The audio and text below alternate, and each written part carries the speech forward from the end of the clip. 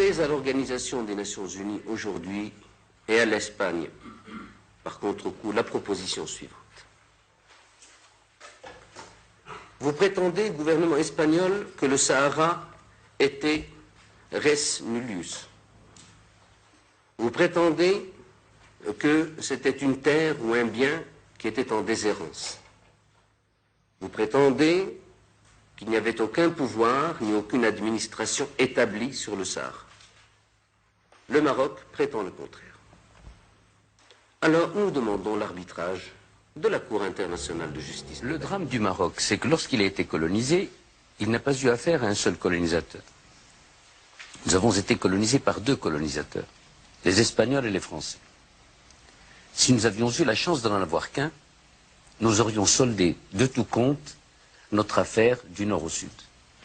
Malheureusement, il nous a fallu négocier le protectorat français, ensuite le protectorat espagnol sur la zone nord, par la suite enlever à Tanger son statut international pour la souveraineté marocaine. En quatrième lieu, il nous a fallu redescendre sur Tarfaya morceau par morceau, parce que comme vous connaissez, le général Franco était un homme très dur à la compréhension de la décolonisation. Boumedienne, au nom de l'Algérie, a dit, pour moi, il n'y a pas de problème du Sahara.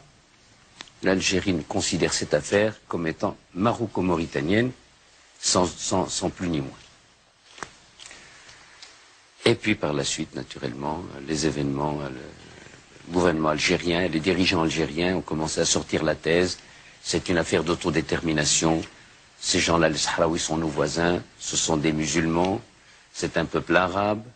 Nous ne pouvons pas parler du droit du peuple vietnamien à l'autodétermination alors qu'il se trouve à 10 000 kilomètres et ne pas nous intéresser à cette même volonté qui est le désir le plus ardent de ces populations que vous appelez marocaines et que nous considérons comme Sahraouis. Et de là est partie à mon avis, c'est l'escroquerie du siècle. اللي سيدي علي بوغالم يبغى يبقلاش. حنا بغينا الصحراء، لكن خصنا نعرفوا متاعبها ومشاكلها.